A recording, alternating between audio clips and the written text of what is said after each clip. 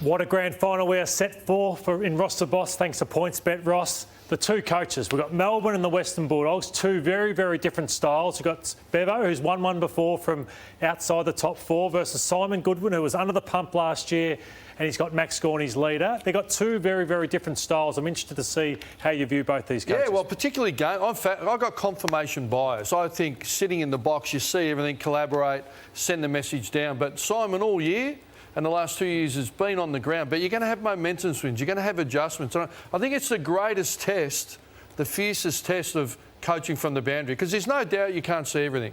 So Bevo, I think, has a competitive advantage. He'll create history if he gets it done from the boundary line. But a lot of pressure on Uze and his assistants to see everything and communicate it down. It's going to be interesting, isn't it?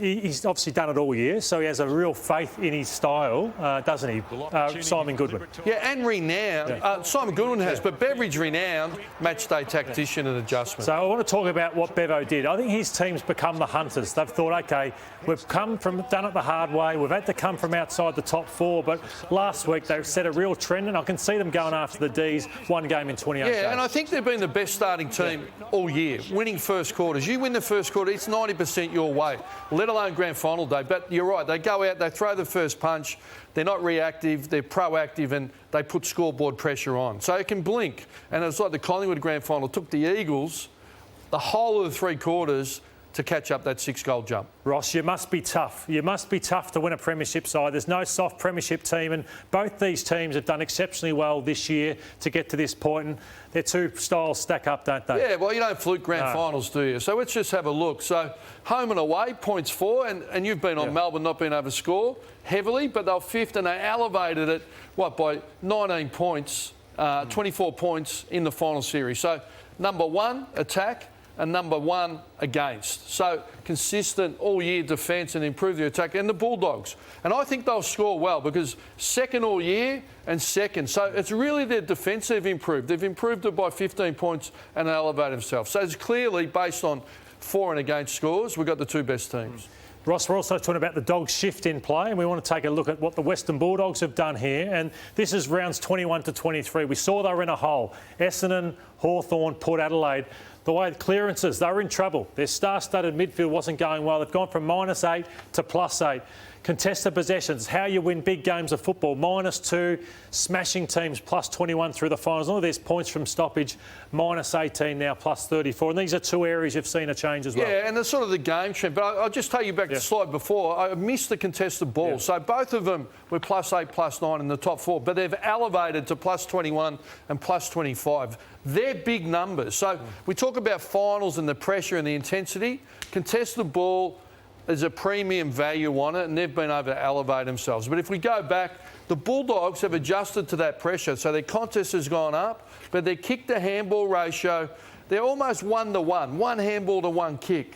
A lot of teams like the Lions and the Cats are 2-to-1. They've elevated it. What they've done, they've added 22 long kicks into their game. So drop 30 handballs. They're kicking long because the pressure's coming. They're taking on the contest more, and it's really helping them defend. So their turnovers, Bevo spoke about it, we're turning it over, getting hurt. So now they're taking the longer turnover, and it's been a coaching masterstroke, to be honest. It's really interesting because Melbourne were the first team to sweat on that handball at that game at Marvel when Melbourne beat them in round 11. I want to take a look at the Dogs and where their issues were in the centre bounce. So they've got one of the best midfields in the game, but they were getting opened up. The Bombers did a number on them in round 21, Ross, at the top, back of the stoppage. Yeah, well, you saw that. Stringer, you can't come out the front. Your defenders need an angle to work. And you just see, and the ruck work, Draper all over English. So Martin comes in. And you see out the front, unfettered access to your forwards, defenders no chance. So, and even in this game, they're coming out the front of the stoppage. You slip, there's no cover, they're out. And it's just, if you get a ball carrier like Petrarca, you can't defend it. It's almost impossible. So Bulldogs will have to go to school on this. This is just too easy.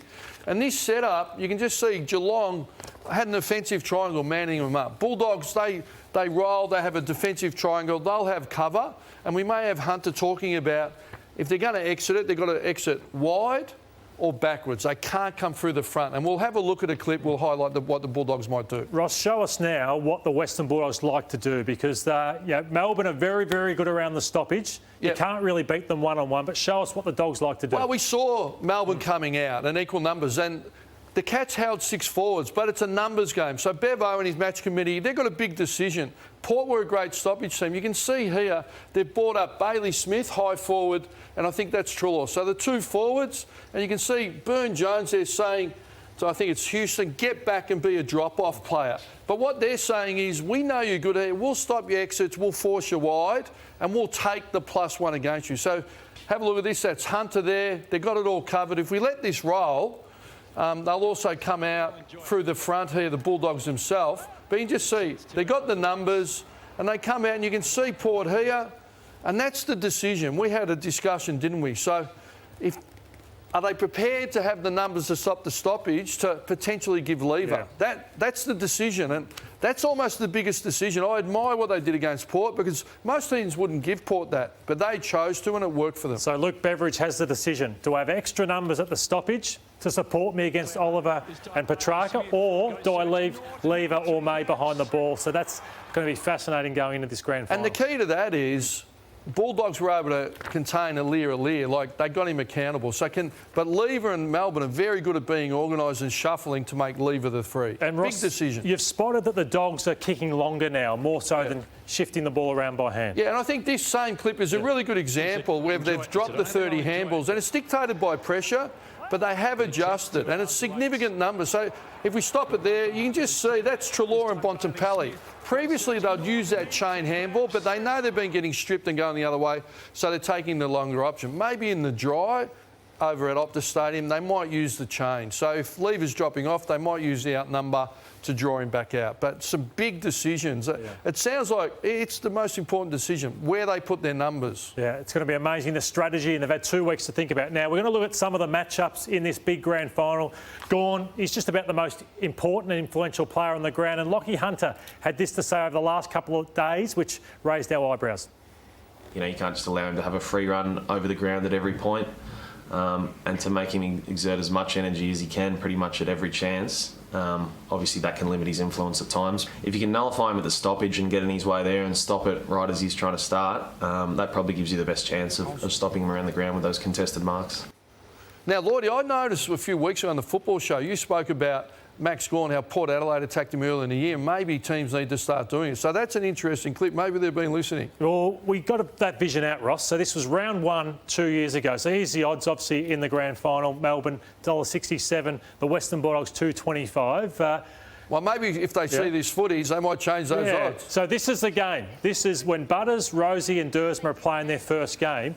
And this is Port Adelaide going after Max Gawn. I've never seen Robbie Gray get in the face of a player. But they had a team attack. Whenever he goes near the ball, let's hunt him. They're going to check his run, the Bulldogs, by the sound of that. And if you don't, this is what he'll do to Steph Martin. He'll run him ragged. I love the plan. Yeah. 18 players, he's your target player. Check him, limit his run, wear him down and distract him. He's their leader. He's inspirational. Get his hands full. And any way we cut it, he didn't handle it. No. He didn't handle it that day. But I'm interested that they've let the genie out the bottle already. So there's a couple of things. Either you want it in Max's mind or the coach will be thinking, mate, why have you let it out already? But we know there's a lot of psychological games being played here. And it also alerts the umpire. So Melbourne was saying under the door at night, let's look after Max Gawn. 5 free kicks in the first quarter soon gets rid of that sort of checking. Now, the next big thing is, what do you do about Liberatore? So when Liber plays well, they win. When he plays poorly, they don't win. They've played twice this year. Well, he's not going to have a smile like that on him. I'm telling you, go into a beast like this. So if we have a look at the numbers... So this is the first time, Ross. This is round 11 when Melbourne won the game. I don't think they were prepared for what was coming, and Harms terrorised him. It was a good ambush, and they're dog-hungry, Melbourne, and they're still dog-hungry. But this is aggressive, 2 inside beasts going at it. And Liber really did struggle, really did struggle. But the second time... 27 disposals. 27. He went from 16 to 27, 2 score involvements to 6, got off the chain. So I think in the second one, Melbourne might have said, look, we know how to get this mob beat, but we'll keep a bit of our gunpowder dry, and we know we're playing them in the finals. I'd be shocked, because Drew didn't go to him and it set up the 6 goals to 0. So I'd be shocked if Harms doesn't get to him after the centre square. Now, not many people are speaking about the wingman aside from Bailey Smith. And I just feel like you look at the wingman that we've got here. You've got Angus Brayshaw playing a real selfless role for his team. Langdon, you coached him, Ross, one of the great runners in the comp. This guy, one of the biggest names in the game now, and Hunter, who's a star. You cannot allow this guy, Brayshaw, on his wing. and I would be checking his run, Bailey Smith, all day long. So let's take a look at some vision of Bailey Smith. And I don't think teams are getting it right. So you've got to check his run. So that's Starcevic, who's not probably the ideal matchup for Bailey Smith. He's playing high half forward he is. This is where I'm pausing and say you have to smash Bailey Smith in the chest now and not allow him to get goal side of you. Once he gets goal side, it's what's your old teammate say? Simon O'Donnell. Gary O'Donnell. Yeah. Well, Simon O'Donnell.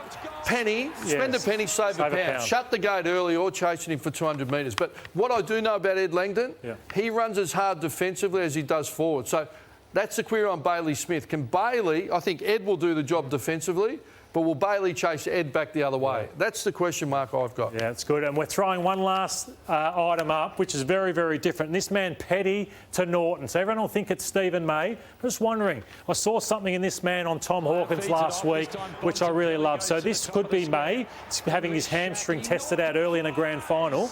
Or do you say, OK, Harrison Petty, we loved what we saw from you on Tom Hawkins. I know he's a different sort of player, but I saw an aggressive side, a confident side to Petty that maybe he can do the job. I love your thought on this, Lloyd. You threw it up, and Petty to handled Hawkins. So Norton loves the leap. Take away his leap, he does struggle. So lock him down. All of a sudden you get May on the lumbering English, and he can defend him and roll off and help his teammates. I think it's the way they'll line up. Yeah. Once again, we saw the numbers there, $1.67. The Western Bulldogs, $2.25. We'll get our tips later on in the show. The Norm Smith medal, always interesting here, dominated by midfielders, Ross. Yeah, well, I think it is, and it's easy to go to, but running half-backs, no problem. I think Bailey Dale's been incredible, Bailey Williams, Caleb Daniel's capable. But Max Gawn, if Bulldogs can't execute that plan, I think he could easily be best on the ground. And the first goal scorer markets there with obviously Benny Brown, who kicks them a lot, Ed. The first goal most of the time. And our boy Cody Waitman in there. Great to see him back in the side.